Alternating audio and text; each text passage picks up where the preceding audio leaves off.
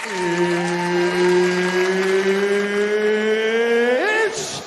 time!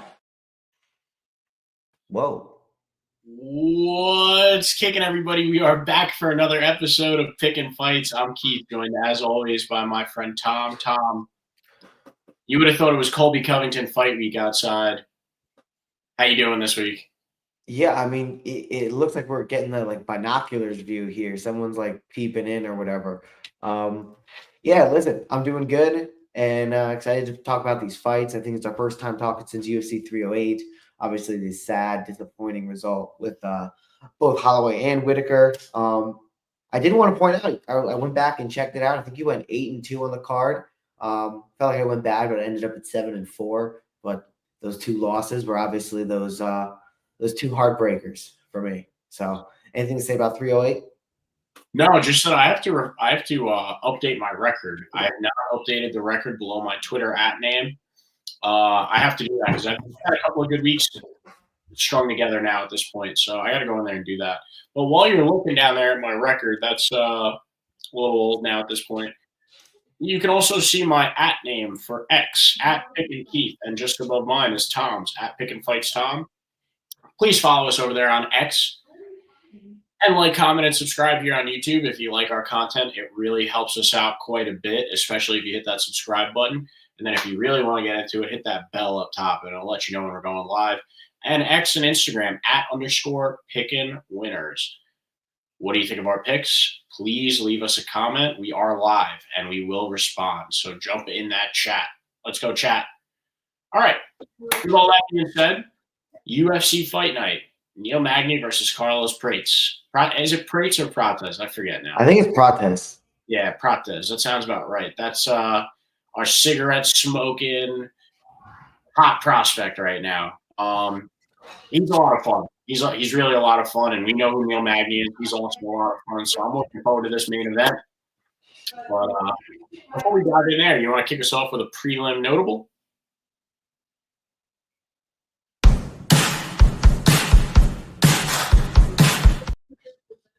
I have one that I really want to talk about, and that is Chuck Buffalo, Charles Radke versus Matthew Semmelsberger. Sure, Charles Radke lost his last fight, but Matthew Semmelsberger has gone 1-4 over his last 5. Semmelsberger has been around quite a while, and he's given us a lot of great fights, a lot of really fun moments and stuff. But unfortunately, this is Charles Radke is an up-and-coming guy right now, and Matthew Semmelsberger is on his way out. You have to wonder with recent 5 fights like that how much longer he could be in the UFC for. But Charles Radke has shown that he could do it all. Strong hands, great grappling, lots of fun on the microphone. If you know what I'm talking about, that Canadian event that he was on, he jumped on there and had a couple of choice words. Very entertaining. Really loved watching DC squirm. And then, yeah, I mean, I like Charles Radke a lot. I feel like at this point, Matthew Semmelsberger's chin is cracked, and Charles Radke is a guy that could crack it. So I'm going with Chuck Radke, Chuck Buffalo. What do you got? Yeah, I'm going to follow you on that pick. I think Semmelsberger's a guy who's really streaky, which I guess could make me a little bit concerned here, but I just think the style of fight where you have Charles Radke, who's, very explosive, has a lot of power.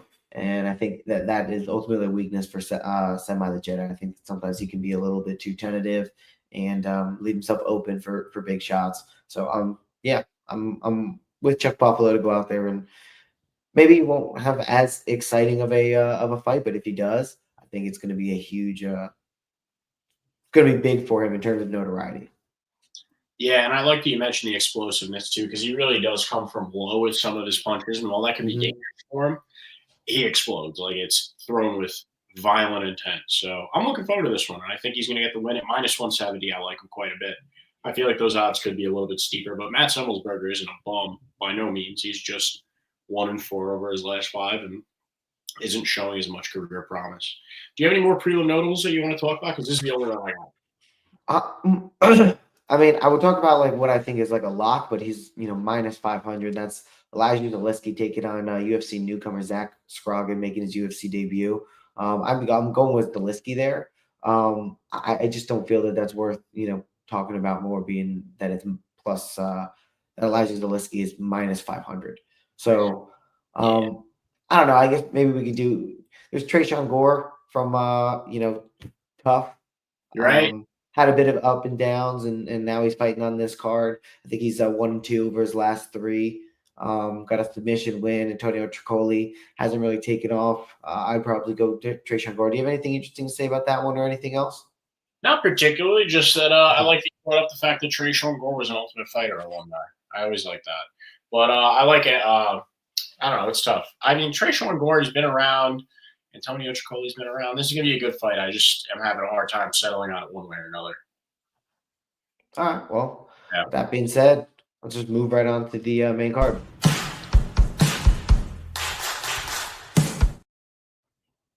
Okay. Why don't you kick this one off for us? We got a name we're seeing and haven't seen in a while, and that's Dusko Todorovic. But I'm curious your take on this one because he's coming up against a pretty scary guy. So Mansur Abdul Malik, making his UFC debut, coming in off a knockout via ground and pound over Wes Schultz. A couple wins, all by knockout outside of the UFC. Let's take a closer look at this UFC newcomer, 27 years old, fighting. If my screen will stabilize here, 80-inch reach. All knockouts, 1 submission, LFA Contender Series. Some decent but inexperienced competition on the record here. I don't know. And Dusko Todorovic obviously is a guy who we've seen a little bit of streaky 2-3 over his last 5. Lost to RoboCop, lost to Chidi Njokuani, lost to Christian Leroy Duncan. Well, that was more of a knee injury, so I guess that's a little bit less forgivable. Haven't seen him in over a year and a half.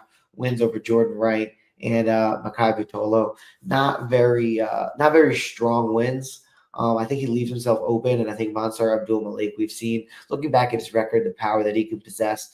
He's also much longer in this fight here. So I think even though he's going to be maybe a little less technical, he's going to be far less timid. And I think maybe Dusko Todorovic, first fight back after a knee injury, might be a little bit more timid than usual. So Mansur Abdul Malik, and I think the people of Tapology agree with me 90% on him by knockout. So that's my thought on this main card opener. What do you think? Yeah, I mean, I'm glad you said all that because all I was going to say is that Dusko Todorovic is probably going to get knocked the fuck out. What do we got next? All right, I'm going to be honest with you. I wasn't prepared for as quick of a response for you on that one. Oh, it's okay. That's why I let you kick that one off because I don't see that one going any other way. And you're absolutely right. First fight back and all that, and he's going to get slapped. Jillian Robertson versus Luana Pinheiro, is that what that says? Mm-hmm. Yeah, I got Jillian Robertson. The girl has shown like some of the best jiu-jitsu, I think, in the UFC. And while Luana Pinheiro is good with her defensive grappling and stuff, Jillian Robertson's just shown that she can just wrap anything up from just about anywhere. She's a extreme jiu-jitsu specialist, and as soon as she has you in her grasp, it's really hard to get out. Whether she wins by submission or decision, I think that Jillian Robertson's a pretty solid pick here. And I think I don't know. I think probably a submission. I'm leaning towards submission. What are the people at Tapology thinking? More leaning towards submission? Yeah, mostly on submission. Yeah, that's what I'm thinking. I mean, and Luana Pinheiro has shown like just a little bit of sloppiness here and there. Like she's trying to get off of somebody off the ground and leaving an arm in there that a girl like Jillian Robertson, I almost call her Jillian Armbar because she's so good at them. Right. There's a lot of arm bars and rear naked chokes there. So yeah, Jillian Robertson by submission. That's what I like a lot here. What do you think, Tom? Yeah, I think they both fought. I was just checking back and forth, see if there's any overlap. But they both fought Michelle Waterson Gomez, both have wins. Jillian Robertson got it done by decision more recently versus a split decision a year and a half ago with Luana Pinheiro. Kind of on a different trajectory, both, in the last couple of fights here. Luana coming off of 2 losses. She's plus 200, I think, for a reason in this fight here. She's, gotten knocked out, and she also was submitted by Angie Hill. I think Jillian Robertson is a lot better on the ground. And when it comes to the stand-up, I think, she's being a little bit longer, a little bit bigger. I think she ends up fighting a little bit longer or coming off a little bit longer than maybe her reach would suggest. But I like her to get this one done. People at Tapology, I showed it before. They agree with you. Minus 365, I think, is a pretty fair line. Granted, you never know what's going to happen in women's MMA, but I think all this is telling me that she, being slightly younger too, I trust Jillian Robertson to get this one, for being stronger in a grappling base. Yeah, yeah, I'm right there with you, dude. I think she's gonna wrap something up and submit Luana Pinheiro because you can't really get submitted by Angie Hill and then not get some whatever. I mean, Jillian MMA math, right? 1+1 = 6. So who knows? But I like Jillian Robertson a lot here. So what do we got next? Oh, nice. You got it queued up and ready to go. RDR versus GM3. It's like two droids from Star Wars battling each other. I am going with Reiner de Ritter this week because Gerald Meerschaert is excellent. He's awesome. He's fun, and he's been around the block, and he's given us some really exciting, fun moments and beat some guys that he wasn't supposed to beat. But when it comes to guys making like UFC debuts, especially with guys with storied histories, forgive me if I'm wrong, but Gerald Meerschaert doesn't really perform as well against them. He's somewhat of a sacrificial lamb. You know, he's going to go in there and he's going to – I really think this is going to be a good fight. I don't think it's going to go the way of the Hamzat fight, but right, look at that. Petrosky and Joe Pyfer, his two most recent wins.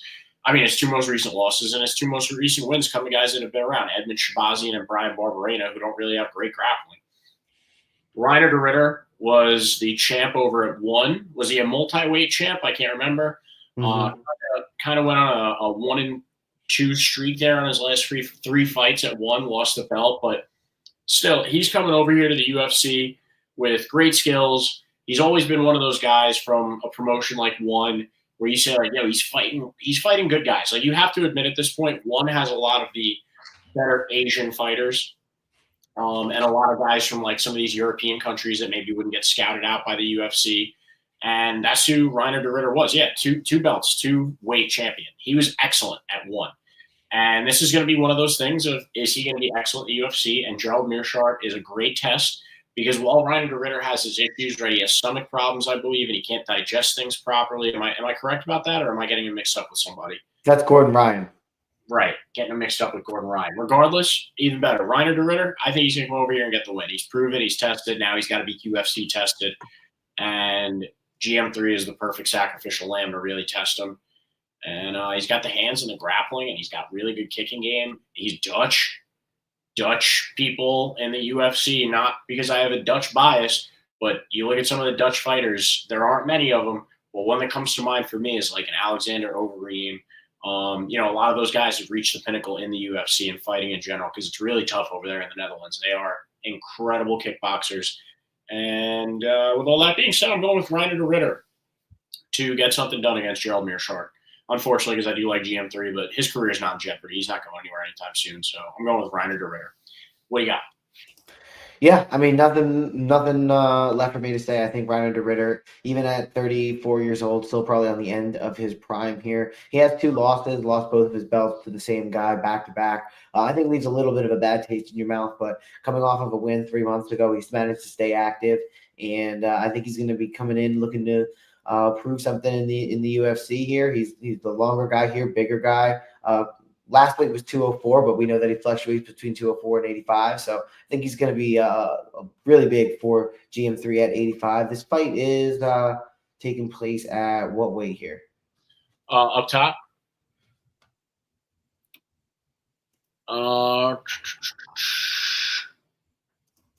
Where does it say it now? Does it say, that's weird. I mean, you know what? I think I had this problem last time too, but it was taking place at 85. Yeah, I think it's similar. Or it might say it's taking place at 85, which makes sense for GM3. GM3 not necessarily going to go up to light heavyweight, but yeah, I especially like it at 85 for Reiner de Ritter. I think he gets this one done in the first or second round. Nice. Short, sweet, to the point. I like it.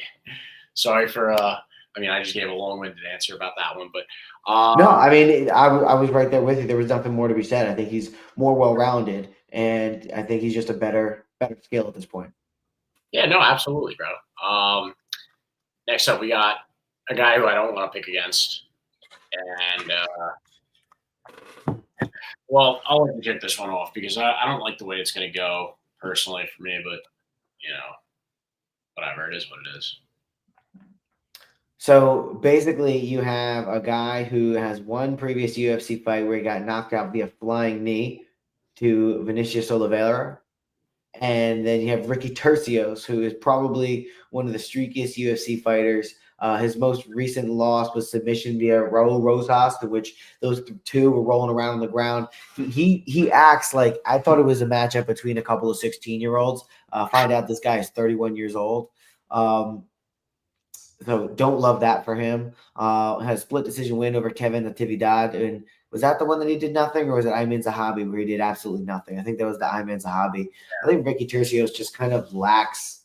I think he's got some flair and he has some decent jiu-jitsu and he's got like an unorthodox approach to striking. But I think Bernardo Sopaj is going to shake off some of the, the blues from getting that initial knockout loss. I think he's going to come back and we're going to have a better idea of what he can do in this fight here. And I think he's going to go out there and he's going to end up finishing Ricky Tercios, unless Ricky Tercios just bounces around. But I think Bernardo's going to go in there and he's going to look to finish Ricky. Maybe he doesn't. Looking now at what Tapology has to say, 72, basically 73% are picking him by decision, 76 overall. Maybe he doesn't go out there and end up getting the finish, but I just don't know. I guess Ricky does have a pretty solid chin now that I think about it. So maybe he won't get the finish, but I could definitely see him going out there and basically just throwing straights right through, landing straight punches, and landing on Ricky Tercios through some of the wild, unorthodox striking that Ricky is. It's also going to be loud. I guess we won't hear him because it's not going to be at the Apex. But remember those Apex fights when all you would hear is Ricky Tercios like yelling or making weird noises in the cage. So. Glad we're not going to have to be subject to that. Yeah, I have to differ from you there. I actually like Ricky Tercios, and I don't know, I like his personality a little bit because it is corny, right? I didn't know he was 31 until I'm sure we've gone over this before, but I was it is at the Apex. Well, all right, never mind. So you're gonna hear him doing hot. You're gonna hear Ricky in classic Ricky Tercios form. Yeah, doing whack shit. I mean, I wouldn't put it past him to get the win here. That's why I'm having a hard time with this one because I do like Sopaj, and he looked good against Vinicius Oliveira up until he got knocked out. And Ricky Tercios is a weird one, bro. I feel like if there was going to be an upset on this main card, it would be Ricky Tercios because he does have the experience. He does have a chin. He's weird and awkward and gawky a little bit, a little shifty. He does find himself in a lot of bad positions with really good grapplers, i.e. Raul Rosas. And, when he was on The Ultimate Fighter. But, yeah, it's a tough one. For the dog value at plus 275, I'll go with Ricky. Even though I think he's going to lose here, it's just he's been around. And there's a chance he gets something done. He's had the experience. He's tenured, I guess, now at this point as UFC. He's not a rookie anymore. He's got a little bit of vet status to him. He's got a really good chin. That's the tough part. Has he been knocked out? I'm not sure. So I'm going to go with Ricky Tercios here. I'm just going to do it. I'm going to take the ballsy pick and see what happens. Be responsible. What do you got next? Main event of the evening, of the Apex evening. Neil Magny taking on Carlos Prates. What are you thinking here? Carlos Prates is going to be smoking on that Neil Magny pack after this fight, bro. I think he's going to finish Neil Magny. It's a 5-rounder. I think that 5 rounds is a lot of time for Carlos Prates to work with. Now, what is weird is 5 rounds for a guy that smokes cigarettes. I don't know how often he's ripping darts, but I can't imagine if that's a regular part of his life that he's going to be able to do a 25-minute fight with a guy that's tenured around. And Neil Magny's been in main events before too, I believe. So he's got main event experience. If I'm not mistaken, I believe that he does. So this is where that really comes into question for me is how long can Neil Magny outlast an onslaught from Carlos? because Carlos is going to go in there looking to take his head off. Is he going to burn himself out before round 4? And is that where Neil Magny is going to be able to turn it on? Carlos Prates, has he really been tested like that just yet? I'm not too sure. Not of a guy of Neil Magny's caliber. Definitely not.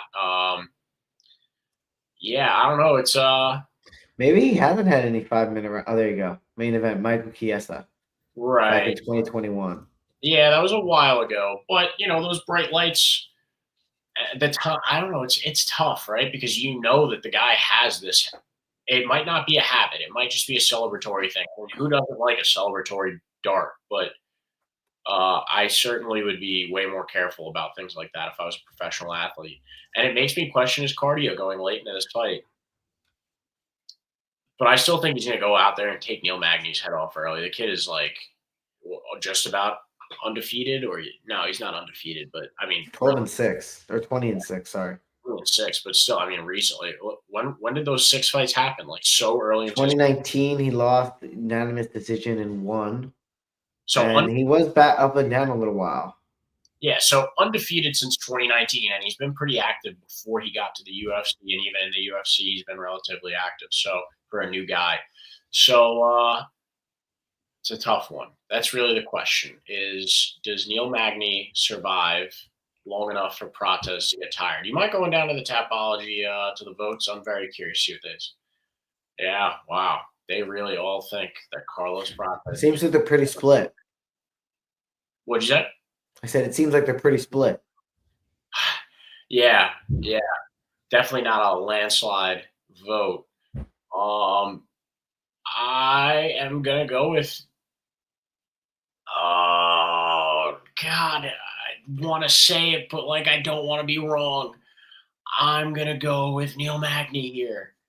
I'm gonna go with Neil Magny to flex his experience, flex his cardio. He does have a pretty sweet gas, right? Am I wrong? Does Neil Magny have a great gas tank or not? Am I wrong about that? I think he's got an okay gas tank. Fuck. I'm going back and forth. No. I'm going Carlos Prates. I made up my mind. He's going to knock out Neil Magny. Neil Magny's been finished before. He's been an excellent gatekeeper, and most times the up-and-coming guys do beat him. So I'm going to go with Carlos Prates to go in there and take off Neil Magny's head very early. That's what I'm thinking. I hope I'm not wrong, but whatever. Go ahead, Tom. What do you think? Yeah, I mean, I think Neil Magny might do a good job of using like some of his length to fend off Carlos Prates. But if we've seen anything from the fighting nerds, it's that they're fairly patient and they go when they need to go. But they're really well-rounded fighters. They don't make necessarily a ton of bad decisions. I really like the fighting nerds, and that's basically at this point all I need to see in order to bet on a guy. Yeah, there's so many well-rounded, talented guys at that gym that they're all training together. I think they, have a really strong hold on the up and coming prospects in the UFC at various different weights. So I'm going Carlos Prates. I think that this fighting nerds team is great. I think Prates, like I said, well-rounded, has solid jiu-jitsu, but really, really powerful hands. He's quick. He's reserved, but he knows when to go. Knocking out Li Jingliang, just over 2 months ago with that left hook. I mean, all these guys have just power in their hands. Charles Radke with knees to the body, straight left knockout of Trevor Giles, straight left knockout of Mitch Ramirez, head kick knockout of Eduardo Ramon. I mean, these guys just find a way to finish, and I don't think this is going to be any different. Yeah, I forgot he was part of Fighting Nerds, to be honest. Like, I don't know why, but you mentioned that team, and yeah, you have Gene Silva and Kyle Braulio and all those guys over there. Carlos Prates definitely is like the embodiment of the hot team right now. That you saying that was enough for me to side with Carlos Prates pretty astoundingly. Like, I think he's going to get the W, even more so now. Those guys are so good. And the way that they fight, like the way that they back down their opponents. Neil Magny is long and stuff, but Carlos Prates, as soon as he touches Neil Magny's going to feel that. And all of a sudden it's going to become a distance game. And the second you see this a lot with these long fighters, they try to play the distance game. And against a shorter, more powerful guy, they're not always aware of where their back is to the fence, right? And as soon as their back gets to the fence, it's an explosion. And that's probably how it's going to go with Carlos Prates. Touch him once, back him up, and then bang, bang, bang, and it's done. So thank you for reminding me and everybody else that he's a member of the Fighting Nerds. That was a big tip. 100%. Yeah, that gym is hot. Well, I feel good about this episode, even though it was a quick one. Yeah, I mean, I think that we could roll right into the rundown and put a bow on this thing.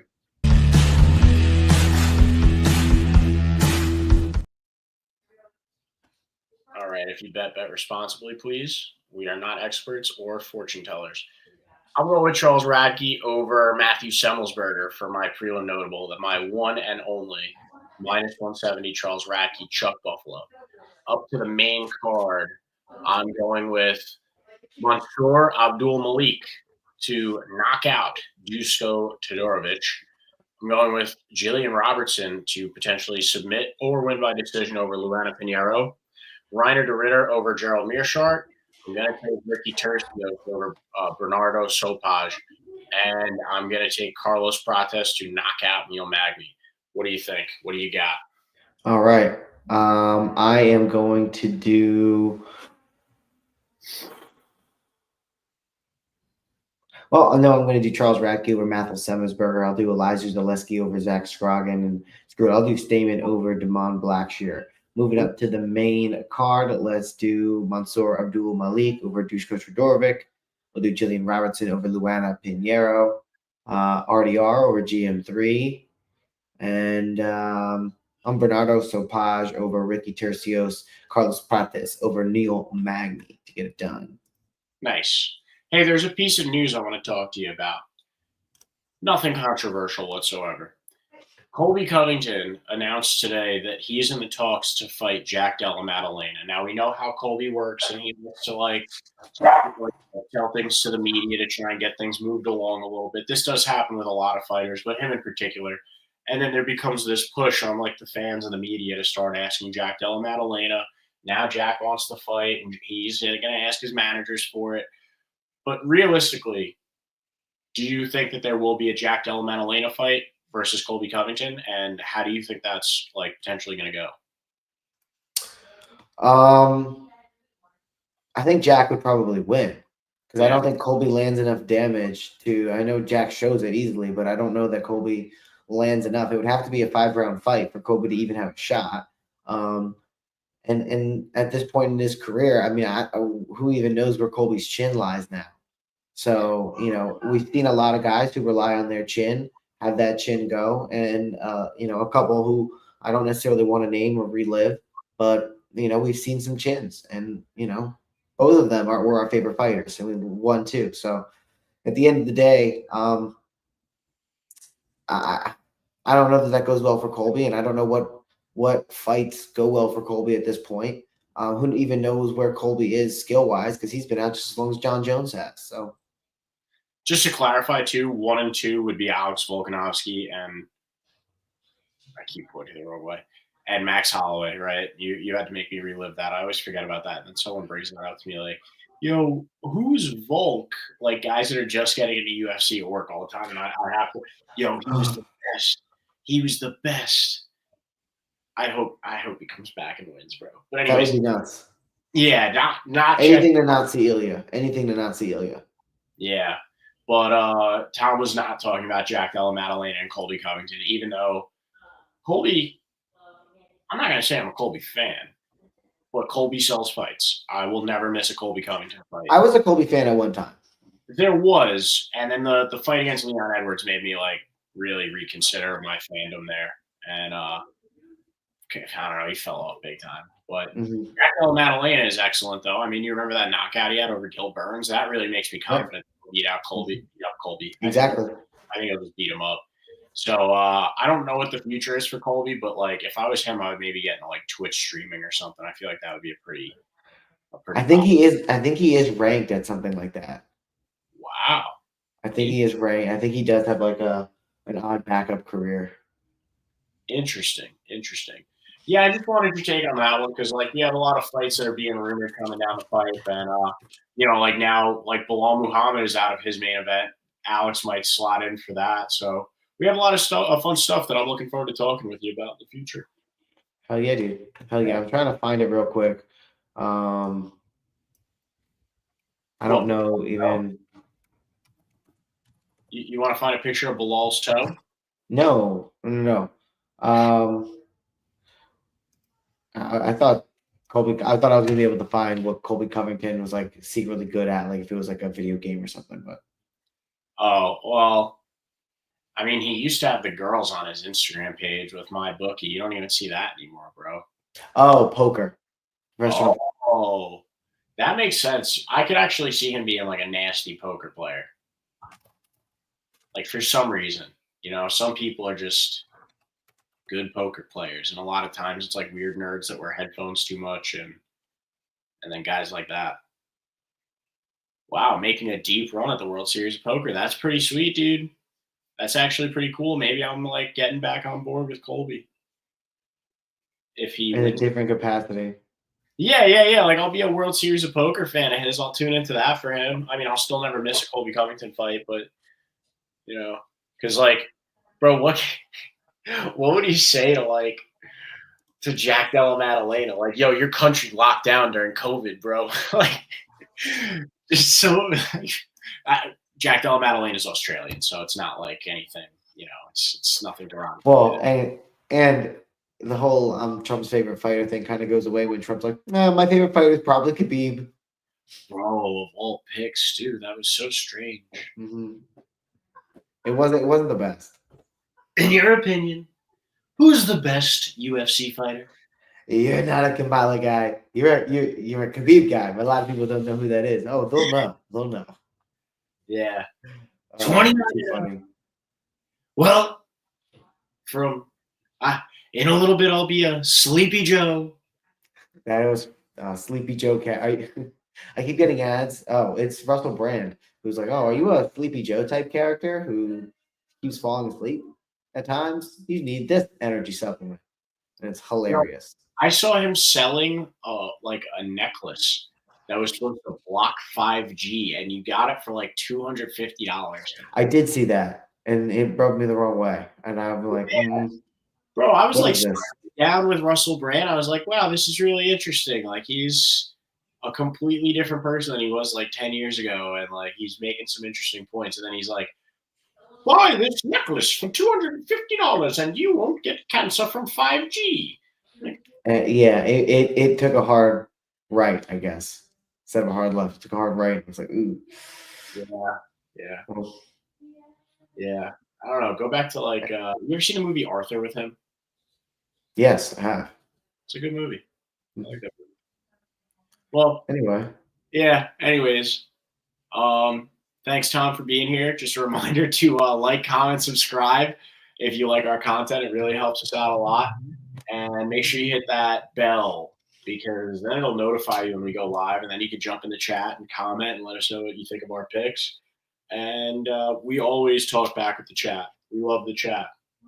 We had no chat tonight. The only chat was between Tom and I.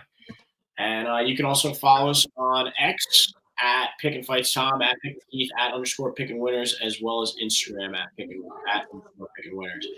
If you want my personal Instagram, you can DM me, but don't be weird about it. Good night. Thank you, Tom.